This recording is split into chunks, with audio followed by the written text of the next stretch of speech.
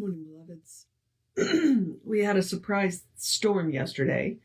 It rained really hard for 5 minutes, and my hair is still, the humidity got to it. And so I was trying to do something about it, and it doesn't appear to have helped much. All right. I cannot tame the beast. I'm just trying not to anger the beast. Yeah. Okay. All right. Well, I did say good morning, beloveds, did I not? I'm not even sure. All right. It's Friday. I'm grateful it's Friday. I intend to do absolutely nothing tomorrow, which is not true, but mostly nothing tomorrow. All right. We are doing Your Spiritual Power, which is a collection of inspirational writings from Ernest Holmes. But before we do that, let's do the housekeeping. And all the housekeeping is me reminding you that we are Creative Life Spiritual Center. The website is creativelife.org. The constant contact email is info@creativelife.org. If you will email that, get on the list. You get one email a week unless something unusual happens. I simply point out we do live in hurricane country. It is tells you what's going on for the week and the month, and it is a blind CC. Nobody's going to see your email. Nobody will get your email from us. The other cool thing about it is the hot links are hot. If it says click here now, it means it. It'll either take you right to the information or the person that can help you get it. All right. Let me see. Oh, social media. I mentioned the social media from the standpoint of we do not monetize it. We don't give them money. We don't ask you to give them money. We don't ask you to give us money through them. We don't want to deal with the ads any more than you do. So what we ask you to do instead is to like, subscribe, follow based on which page, based on the platform that you are dealing with, because we're on several of them. And then engage with the individual posts. So react to the post, comment on the post, share the posts. It bumps us in the algorithms. More people see our stuff. We appreciate it because we hope you think that we are worth sharing. We've got good tools to share. All right. And it is a free way to support us. So that is that. Oh, I guess I should tell you the platforms, or not the platforms. Creative Life Spiritual Center or Creative Life Spark. And I am the running of Ryan on all the social medias that I'm on. So there is that. All right. I think that's everything. So yeah, we are doing, this is a collection of a bunch of smaller works from Ernest Holmes. We did Immortality. That was really short. They're rare. They may not be published anywhere else currently. So we are currently doing Your Invisible Power. And I am just going to take my time with this book and just do a couple of pages like as we get through it. Because it's heavy. They're heavy. This is weightlifting, spiritual weightlifting. We are doing spiritual weightlifting here. Yeah. And I feel like Your Invisible Power, it's probably in the Living the Science of Mind, at least some of these essays, because not yesterday's, but the day before, I know I've read that one before recently because I just finished reading Living the Science of Mind. So we may be hearing stuff again that we've just heard, but you know what? Repetition is a good thing. All right. So like I said, we're doing Your Invisible Power. And we are in the section of God, Your Personal Self, and we are going to do the section, The Mind That Is Within You. All right. Emerson said that there is one mind common to all individual people, which, of course, means that the mind of all people is the one mind which each uses. Therefore, the mind which you use is the mind I use. It is the mind which everyone uses. It is the mind of God. And because the mind of God is a complete unity, it is omnipresent. Therefore, the mind which you use and which is your mind now is the God mind in you. This mind is in all people, envelops all, and is at the center of everything. This is why it is that when you know the truth at the center of your own being, You know it within the only mind there is. This is why we are told to let that mind be in us, which was also in Christ Jesus. That is, the mind which you possess at this moment is the mind which Jesus used to demonstrate the Christ principle. He must have realized God at the center of his being, and it is a realization of this mind of God at the center of your being, which gives power to your word. That right there is a very powerful sentence. If you want to know where your power comes from, because that's the good news. The power that you are using is not coming from you. It is coming through you from the mind of God. All right? Which means it is inexhaustible. Your power is exhaustible. God's power is not. So when you recognize that the power that you are using is God's power, you will realize you have all the power you need to do whatever it is that you are doing. Game changer. Okay? Since the mind within you is the mind of God, and since the mind of God has been in all people, then it follows that the intelligence within you understands what the great of the earth have been talking about. You already have within you an understanding, a comprehending mind. The mind of God has no problems, no difficulties, and is never confused. Therefore, your real mind has no problems, knows no difficulties, and is never confused. It is your intellect which is confused. I like how he's distinguishing between your mind and your intellect. Okay? It is your intellect which is confused. When you know that the mind within you is God and cannot be confused, then your intellect becomes clarified.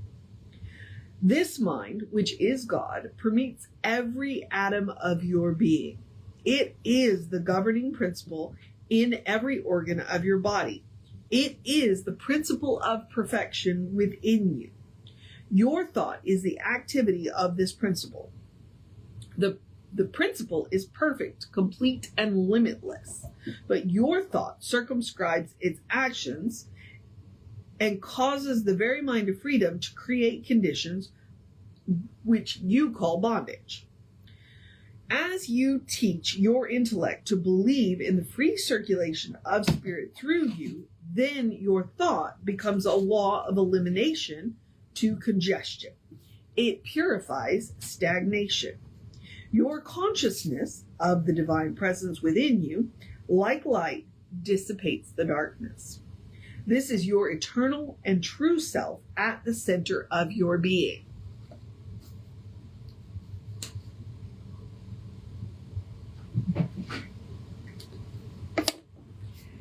It is the mind of God manifesting itself in you as you. This you, which it manifests, is not separate from itself, but is itself. This invisible presence is the cause of your personality, the light shining through it, which makes us stained glass windows. Okay. Yeah, that's me projecting, but I like the idea and I like the image. So the divine and the infinite mind, always desiring self-expression through you, is an insistent urge compelling you to move forward. The mind in you is also in all people. When you recognize other people, it is this mind knowing itself in them. This mind within you is timeless, yet it creates all periods of time. It is the intelligence back of every action, whether you call such action good, bad, or indifferent. And anytime I read that line, it always brings to mind the Shakespeare line, it's neither good nor bad, it's thinking that makes it so. All right. It is always creating form, but it is never limited to any particular form. It is in your every act, but it is always more than or all of your actions. Even though you appear to be bound, the mind within you is perfectly free. It's like, what's the phrase? Greater than the sum of its parts. That's the divine mind. Like, you could add every human mind, you could add every mind together, and God is still greater than the sum of all those parts. All right. Your intellect is hang on. Your intellect in no way limits this mind merely because it conceives of what you call a small form or a little space. It could just as easily conceive of what you call a large form or a bigger space. In other words, your intellect is doing the best it can with the mind within you. I don't know how I feel about that line. Okay. In other words, so your intellect in no way limits this mind, and your intellect is doing the best it can. And that's it, because our intellect is finite, and we are dealing with something that is infinite. And so our intellect is going to freak out a little bit, and that's okay. That's okay. When we recognize that, then what we do is we come back to ground and center, and we go, you know what? The mind that I'm using is not confused. The mind that I'm using is not freaking out. And allow that to calm our intellect. Okay. I love the way Ernest phrases things occasionally, and that was just really good. All right, let me figure out where I was. Okay, in other words, your intellect is doing the best it can with the mind within you. It reflects this mind, but not completely. As the apostle said, now we see through a glass darkly. That is, the full glory of your Christ consciousness does not yet appear at the surface. Only a dim shadow or a faint echo of it appears. Therefore, you are the eternal mind, not caught by time, but manifesting itself through time. You are not, then, merely a shadow of this mind. You are really the substance of it. You are this mind in action and the enforcement of its law. This law is the law of your divinity, and since you are an individual, you manifest this law in a unique way. You project this mind through experience in a personal manner, different from all others. This constitutes your true and immortal self. Since the mind within you is the mind of God, and since the mind of God not only created everything that has ever existed, but will create everything that is ever going to be, you already have within you the ability to project new ideas, new thoughts, new inventions. Therefore, whatsoever you desire when you pray, that is, when you listen to this inner mind, know that you are going to receive these ideas, for you are dealing with that mind, which is the conceiver of all ideas. When you call upon this mind for an answer to your problems, it at once knows the answer because there is no problem to it. In this way, the answer to every problem already is in the mind which you possess. Beloved, now are we the children of God. Okay, and that is how I wrapped my mind around the pray as if you already have it. Is exactly that. Is because whatever I could possibly want, as long as it is within the alignment with the good, it already exists in the mind of God. It may not exist in material form yet, but it already exists in the mind of God. So therefore, if I'm going to pray and I'm going to say that whatever it is that I want already exists, it's because I know that it exists in the mind of God.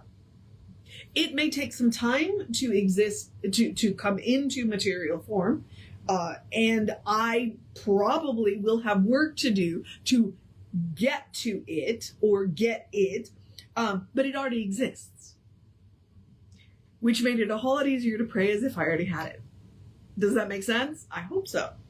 All right, so that is that is, I've already forgotten the title. So tomorrow we're going to pick up the law that is within you. And again, they're very short, and I want to keep them short because they're very, they're meaty topics, they're weighty topics, and I want to give you time to go away and think about them, along with, whatever I might have said, hopefully will be helpful in clarifying Ernest's points. He has this beautiful way of saying things, and occasionally he uses more words. So, All right, that is, what was it? What have I been saying the last couple of days? Thus endeth the lesson. And I have no idea where I got that from. I know I got it from somewhere, but I don't know where I got it from.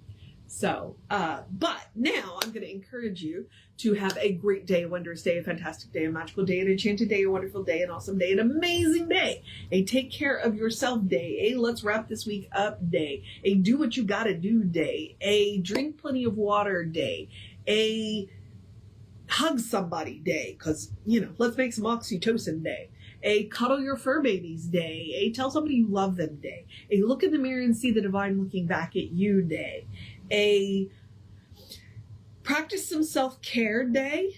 It's been kind of a heavy week, I understand that. A you got this day, a I think I'm done day, a good day, and if that is too much pressure, and I do understand occasionally it is, simply have a day. You are enough, just as you are. You are a beloved expression of the divine.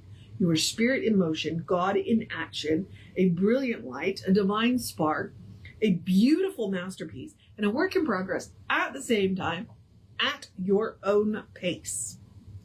Not anybody else's pace, your pace. That is my favorite part of that sentence, at your own pace. And as Reverend Jesse likes to call us, you are a godling. So explore the truth of your being. Get to know who the divine knows you to be, because the divine knows you to be good. And from there, anything is possible. All right, beloveds. Let's see. Reverend David should be on around 5 p.m. with you. I'll be back with you around 9-ish tomorrow. I do get to go to the park tomorrow. That is the one thing that I am committed to doing.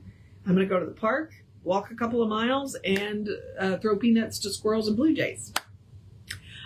You got to have something fun in your life, right? And this is entertaining for me. Take care of yourself. Know that you are loved, and I will see you next time.